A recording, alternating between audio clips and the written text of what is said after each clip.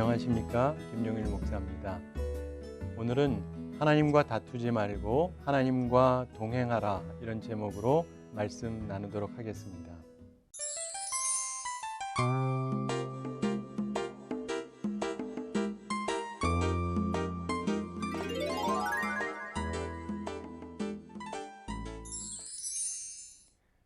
우리가 사람이 살아가면서 복이 있는데요. 그 가운데에도 특별히 언제나 복으로 여겨지는 세 가지가 있습니다. 그 첫째는 부귀입니다. 오늘 성경 말씀에도 보면은 전도서 6장 2절 초반에 어떤 사람은 그의 영혼이 바라는 모든 소원에 부족함이 없어 재물과 부여와 존귀를 하나님께 받았으나 이런 말씀이 나오거든요. 여기서 재물, 부여, 존귀 이런 것들 우리가 흔히 부귀라는 말로 총칭해서 설명을 할 수가 있습니다. 사람이 많은 재물, 많은 좋은 명예, 지위 이런 거 갖는 것이 좋은 것임에 틀림이 없죠. 어떤 사람이요, 자기가 죽을 때 유산으로 자녀들한테 아주 조금만 남기겠다고 그랬습니다. 이 사람이 자기에게 자녀가 셋 있는데 아주 조금 남기겠다 그러면서 얼마를 남기겠다 그랬냐면 1,000만 불을 남긴다 그랬습니다. 한국 돈으로 한 100억 정도 되는 건데 이게 한 사람당 그건지 셋한테 나눈 건지 모르지만 하여간 우리 보통 사람 입장에서는 엄청난 액수죠. 근데 그 말을 누가 얘기했냐면 그 마이크로소프트의 빌 게이츠가 한 말입니다. 그 사람 입장에서는 그 말이 맞는 말인 게 그 사람이 그만큼 남겨봤자 자기 재산의 1000분의 1도 안 돼요. 0.1%도 안 되는 돈이니까 자기 입장에서는 적은 거죠. 그만큼 우리는 살아가면서 부귀를 갖는다는 건 분명히 복이라고 할 수 있을 것입니다. 그렇죠? 여러분들도 살아가면서 그런 복을 받으시게 되기 바랍니다. 두 번째로 자녀의 복이 있습니다. 오늘 성경 말씀에도 보면 3절에 사람이 비록 100명의 자녀를 낳고 이렇게 말씀하는데 이거 상당히 과장법적인 표현이죠. 우리 보통 사람이 누가 어떻게 100명을 낳을 수 있겠습니까? 그런데 특별히 예전에 이 말씀을 쓰여지던 시대는 농경사회였잖아요. 그래서 자녀가 많다는 것은 그 자체가 힘이었습니다. 그만큼 인력이 많아서 잘 살 수가 있는 배경이 되었던 것이죠. 우리가 지금은 도시사회에서 조금 입장이 다르긴 하지만 하여간 자녀를 그렇게 많이 낳고 키울 수 있다면 그건 분명히 복임에 틀림이 없습니다. 특별히 나이 드신 분들을 보면은요, 자녀가 많으면 훨씬 좋다는 것을 항상 느끼게 됩니다. 세 번째로 사람들이 대체로 복으로 여기는 게 장수입니다. 오늘 성경 6절 초반에서도 보면 그가 비록 1000년의 갑절을 산다 할지라도 이렇게 말씀합니다. 이 말은 건강하게 오래 산다 이런 뜻이죠. 장수한다 이런 말입니다. 사람이 건강하고 오래 산다. 이거 분명히 복입니다. 특별히 이 말씀에서 1000년의 갑절, 이건 좀 과장된 표현인데 그러한 것을 산다면 좋은 것이겠죠.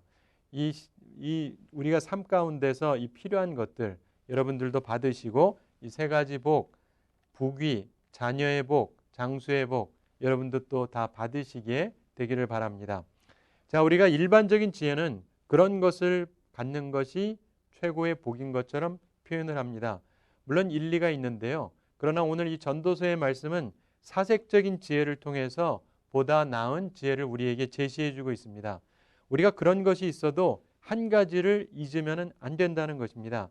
그것이 무엇이냐면 바로 하나님과 우리와의 관계라고 하는 것이죠. 오늘 보면 10절에 보면은 이미 있는 무엇이든지 오래전부터 그의 이름이 불린 바 되었으며 사람이 무엇인지도 이미 안 바가 되었나니 그러면서 자기보다 강한 자와는 능히 다툴 수 없느니라 이렇게 말씀합니다. 자기보다 강한 자와는 능히 다툴 수 없느니라. 여기서 강한 자는 하나님을 뜻하는 거거든요. 하나님께서 우리보다 강한 분이지 않습니까? 그런데 우리가 강하신, 전능하신 하나님과 어떠한 관계를 갖고 있느냐? 이게 우리 삶의 아주 중요한 관건인 것입니다. 인간의 환경에 대해서 10절 초반에서 이미 있는 것은 무엇이든지 오래전부터 그의 이름이 이미 불린 바 되었으며 이렇게 말씀합니다. 사실 우리가 우리 환경을 마음대로 만들 수가 없지 않습니까? 우리가 물론 나름대로 할 수 있는 부분이 있기는 합니다. 그러나 우리보다 더 강한 하나님이 계시다는 것을 우리가 인정하고 기억을 해야 됩니다. 강한 하나님, 전능하신 하나님과 내가 다투려고 하면은 안 되는 것입니다. 반대로 하나님과 동행해야 됩니다. 하나님과 같은 뜻, 같은 방향으로 걸어가야 되는 것이죠. 하나님과 친분 관계 속에서 살아가야 됩니다. 근데 어떤 사람은요, 자꾸 하나님과 다퉈요. 하나님과 대적하는 사람이 있습니다. 하나님과 자꾸 싸우려고 해요. 우리가 인생을 살아가면서 지혜롭게 살아서 부귀도 얻고 자녀도 얻고 장수의 복을 얻는다 할지라도 하나님과 다투는 사람은요, 불행해집니다. 하나님의 말씀이 그것을 설명하는데 오늘 이 전도서 6장에서도 그 말씀을 해주고 있는 것입니다. 하나님과 다투는 사람에게 나타나는 불행에 대해서 설명하고 있습니다. 오늘 1절에 보면은 내가 해 아래에서 한 가지 불행한 일이 있는 것을 보았나니 이는 사람의 마음을 무겁게 하는 것이라 이렇게 말씀합니다. 한 가지 불행한 일 이렇게 말씀하는데 여기 이 말씀은 라라고 하는 단어인데 이것은 악 혹은 불행 이렇게 해석이 될 수 있습니다. 무슨 말이냐면요. 어떤 사람의 인생을 보면 참 기구하다 이런 느낌이 들 때가 있잖아요. 바로 이러한 한 가지 불행을 오늘 말씀에서 세 가지 모습으로 표현하고 있습니다. 참 기구하다는 그 한 가지 속에 세 가지 모습. 이게 바로 하나님과 다투는 사람에게 나타나는 모습인데 우리가 갖고 있는 일반적인 복을 가졌음에도 이러한 모습이 나타나게 된다는 겁니다. 첫째로 모든 것을 가졌지만 누리지 못한다는 겁니다. 다 있는데 누리지 못합니다. 이거 얼마나 기구한 인생이에요. 본문 2절에 보면 어떤 사람은 그의 영혼이 바라는 모든 소원에 부족함이 없어 재물과 부요와 존귀를 하나님께 받았으나 하나님께서 그가 그것을 누리도록 허락하지 아니하셨으므로 다른 사람이 누리나니 이것도 헛되어 악한 병이로다 이렇게 말씀합니다. 재물도 있고 부요도 있고 존귀 다 부족함이 없이 얻었어요. 다 가졌어요. 그런데 이것을 누리지 못하면 그건 정말 불행이죠. 여기서 이 누린다라고 하는 이 단어는 히브리 원어를 살펴보면 아칼이라고 하는 단어입니다. 이 아칼이라고 하는 단어는 식사하다, 먹다 이런 뜻입니다. 여러분 우리 앞에 음식을 잔뜩 차려놓고 하나도 못 먹는다. 기구한 인생 아닙니까? 바로 그 말씀을 하는 것입니다. 하나님과 다투면서 사는 사람은 이런 결과를 얻게 된다는 거예요. 음식 잔뜩 차려놓고 하나도 못 먹는. 자기 인생에서 다 가진 듯하지만 사실은 하나도 제대로 누리지 못하는 이런 불행에 처하게 된다는 것이죠. 두 번째로 하나님과 다투는 사람에게 나타나는 불행이 있습니다. 그것은 많은 자녀를 두어도 만족이 하나도 없다는 거예요. 3절에서 사람이 비록 100명의 자녀를 낳고 또 장수하여 사는 날이 많을지라도 그의 영혼은 그러한 행복으로 만족하지 못하고 또 그가 안장되지 못하면 나는 이르기를 낙태된 자가 그보다 낫다 하나니 이런 말씀이 나옵니다. 자녀를 많이 낳는다는 것은 기본적으로 복입니다. 그런데 자녀를 낳고 만족함이 없다. 그럼 불행한 겁니다. 여기서 만족이라고 하는 말은 히브리 원어로 샤바라고 하는 말인데 만족하다, 배부르다, 흡족하다 이런 뜻입니다. 자녀를 누구보다도 많이 낳아서 좋아해야 될 것 같은데 만족함이 없다. 흡족함이 없다. 그럼 이거야말로 기구한 인생 아니냐 이런 말씀입니다. 특별히 그 몸이 안장되지 못하면 이런 표현이 나오죠. 자녀를 키우기 위해서 수고를 엄청나게 했는데 자녀들의 손에 의해서 몸이 땅에 장사되지도 못한다. 그러면 그 인생 얼마나 처참한 인생이냐 이런 얘기입니다. 그런데 이런 불행한 인생을 사는 사람이 있다는 것이죠. 하나님과 동행하지 않고 하나님과 다투는 사람들은 이런 불행에 처하게 된다는 것입니다. 세 번째로 하나님과 다투는 사람에게 나타나는 불행의 모습이 있습니다. 그건 뭐냐면 은혜를 깨닫지 못하는 거예요. 장수하는데 은혜를 깨닫지 못하는 겁니다. 오늘 본문 6절에 보면 그가 비록 1000년의 갑절을 산다 할지라도 행복을 보지 못하면 마침내 다 한 곳으로 돌아가는 것뿐이 아니냐 이렇게 말씀하는데요. 이 말씀은 과장된 표현입니다. 과장법이죠. 성경에 보면은 가장 오래 산 사람이 누구죠? 무드셀라죠. 그가 969세를 살았습니다. 1000년을 조금 못 살았는데 오늘 말씀해 보면 1000년의 갑절 그러니까 2000년을 얘기합니다. 무드셀라보다 2배 이상을 산다. 이렇게 산 사람은 아무도 없고요. 혹시 그렇게 산다면 정말 인류 역사상 특별한 은총을 받았다라고 말할 수 있을 것입니다. 그러나 행복을 보지 못하면 불행한 것이지 않습니까? 그래서 6절에서 행복을 보지 못하면 여기 쓰여진 이 말씀이 라라고 하는 말인데 보다, 인지하다 이런 뜻입니다. 그런데 이것을 인지하지 못하면 자기에게 엄청난 것이 주어졌음에도 불구하고 그것을 깨닫지 못하면 이런 뜻입니다. 인류 역사상 가장 은총을 받은 사람보다 갑절의 은혜를 하나님이 부어줬음에도 불구하고 자기가 깨닫지 못할 수 있다는 거예요. 이거야말로 불행이요, 악이요, 패단인 것입니다. 하나님을 대적하는 사람은 이렇게 하나님께서 주신 은혜를 누구보다 많이 받아도 전혀 깨닫지 못하고 불행하게 살고 끝난다는 것입니다.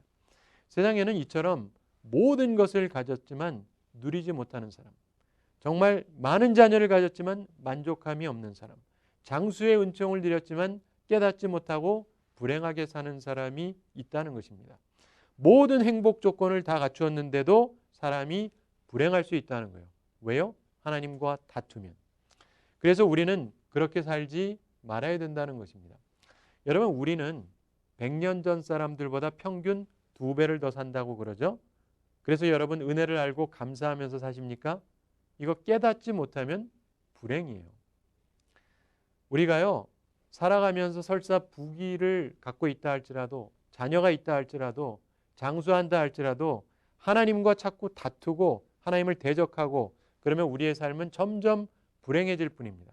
하나님은 우리보다 강하세요. 전능자십니다. 그러니까 하나님과 다투려고 하지 마십시오. 이 말씀을 통해서 우리가 하나님과 다투지 말고 하나님과 동행하는 사람이 되어야 된다라고 하는 교훈을 얻게 되는데요. 하나님과 동행하는 사람은 좀 전에 있는 그러한 특색하고 반대로 다른 좋은 결과를 얻게 되는 것입니다. 바라기는 우리가 하나님과 동행해서 그런 아름다운 복을 누리게 되기를 바랍니다. 하나님과 동행하는 사람은요, 첫째로 누리는 복을 얻게 됩니다. 주어진 것을 누리게 돼요. 내 앞에 주어졌는데 이것을 먹을 수 있어야 복이지 않습니까? 아무리 적은 것이라도 누릴 수 있는 것이 복인 것입니다. 예전에 인도에서 선교하던 어떤 한 선교사님이 계셨습니다. 근데 한 번은 어떤 한 여인이 교회에 왔는데 상당히 지저분한 옷을 입고 왔어요. 근데 너무 눈에 거슬리는 옷 복장으로 왔습니다. 그래서 나중에 한번 물어봤습니다. 왜 그런 옷을 입고 예배를 참여했습니까? 그랬더니 그 여인이 하는 말이 지금 입고 온 그 옷이 자신에게 있어서는 가장 좋은 옷이어서 그래도 예배 드릴 때 이거 입고 왔다는 거예요. 그래서 선교사님이 좀 안타까운 생각이 들어서 질문을 해봤습니다. 당신은 항상 그렇게 가난하셨습니까? 그랬더니 이 여인이 이렇게 답변했다 그럽니다. 아닙니다. 저는 본래요, 잘 살았습니다. 저희 집이 부자였습니다. 그리고 보석도 있었고 잘 살았습니다. 그런데요, 제가 예수님을 알게 되고 예수님을 믿게 됐습니다. 그런데 제가 예수님을 믿는다고 하니까 우리 마을에 권력자가 와서 저의 재산을 다 빼앗아 갔습니다. 그러면서 조건을 달기를 내가 언제든지 예수님을 버리면 내 돈과 보석들 모두 다 돌려주겠다고 말했습니다. 그래서 선교사님이 물었습니다. 아니 그러면 그렇게 어렵게 살고 계시는데 전 재산을 잃었는데 전처럼 살고 싶지 않으세요? 그랬더니 이 여인이 이렇게 답변했다 그럽니다.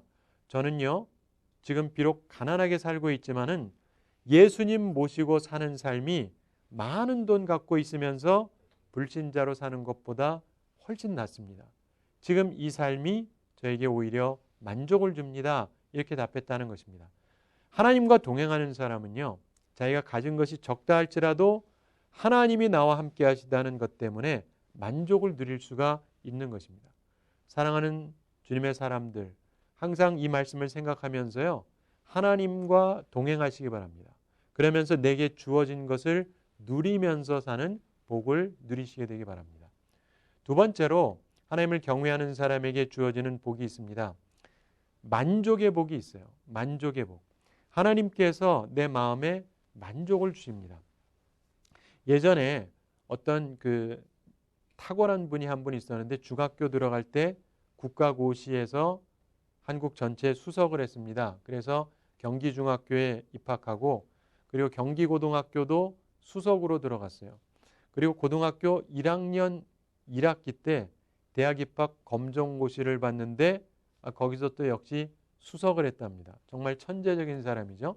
그러면서 그 해에 서울대학교 물리학과에 차석으로 합격을 했다 그럽니다. 그리고 대학 졸업하고 나서 미국에 유학을 갔는데 입학 자격 시험에서 또다시 수석을 차지했습니다. 그러면서 이 석사 과정은 아예 건너뛰고 박사 과정에 곧바로 들어갔습니다. 그리고는 박사학위도 2년 6개월 만에 받았다 그래요. 그래서 불과 24살에 플로리다 대학의 조교수가 됐습니다. 그리고 이후에 계속적으로 명예로운 삶을 살았습니다.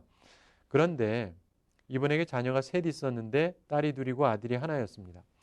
근데 하나님께서 이 하나밖에 없는 아들이 10살이 됐을 때 신장병에 걸리도록 두셨고 그 이후에 이 아들이 26년 동안 고생하다가 36살에 끝내 세상을 떠났습니다.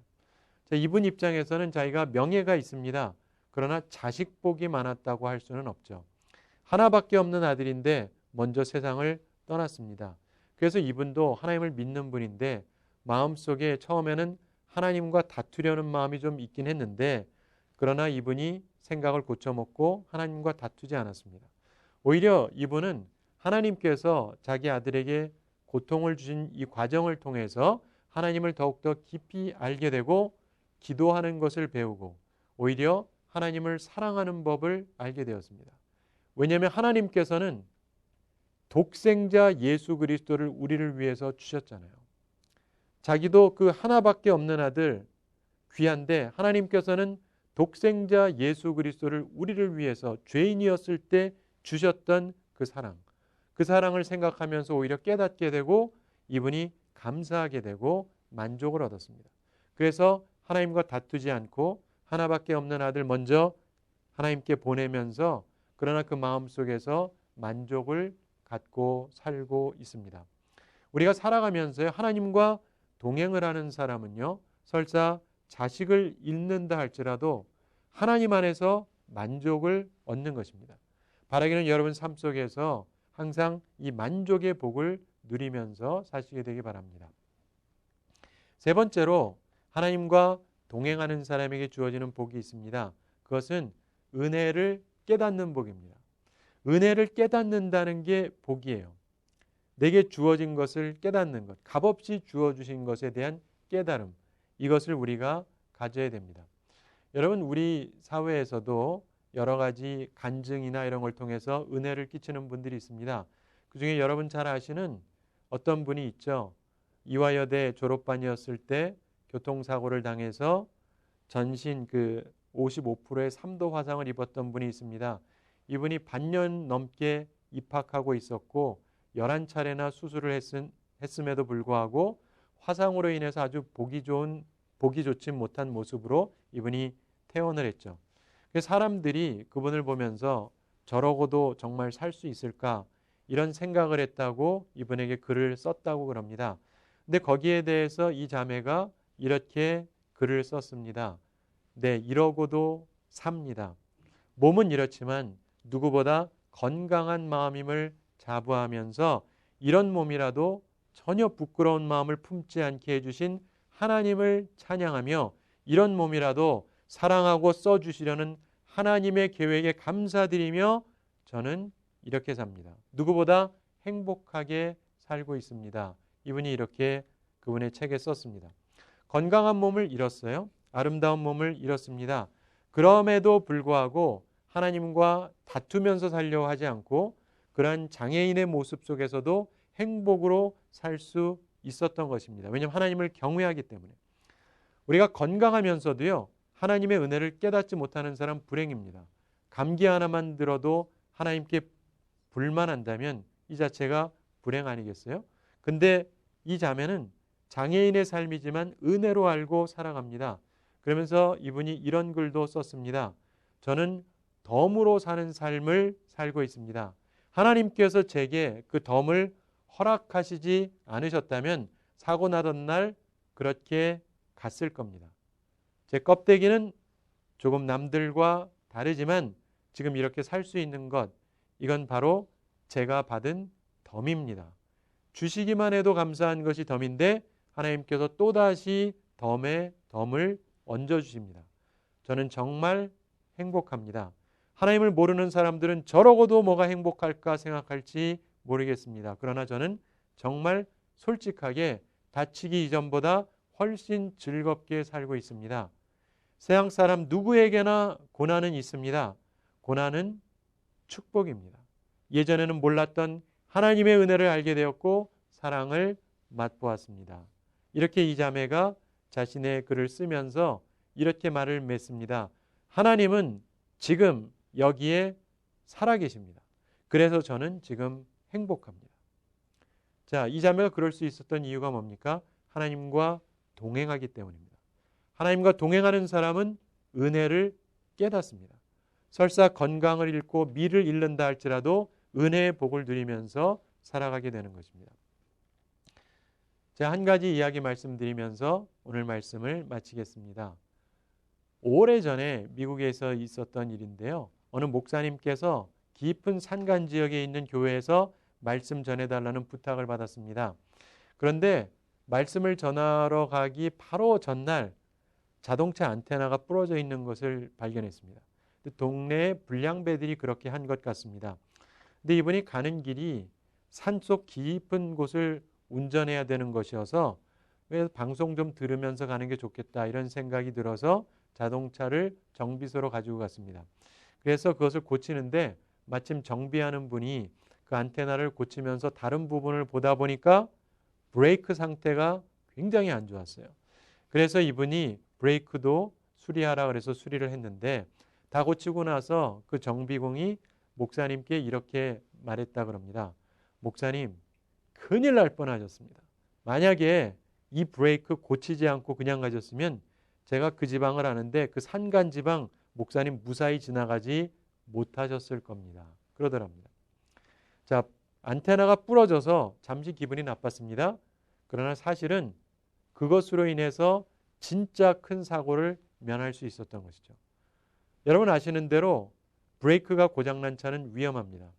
차가요 아무리 고급차라 할지라도 브레이크가 고장나면 위험한 것이죠. 싸구려 차라 할지라도요 이상이 없는 차가 오히려 나은 것이지 않습니까? 우리 한 인생을 살아갈 때요 하나님을 대적하는 것은 마치 브레이크 없는 고장난 차를 타고 달리는 것하고 같습니다. 그러나 하나님과 동행하면 잘 정비된 차를 타고 다니는 것하고 같습니다. 오늘 말씀을 통해서 스스로를 정비하셔서 큰 사고를 면하시기 바랍니다.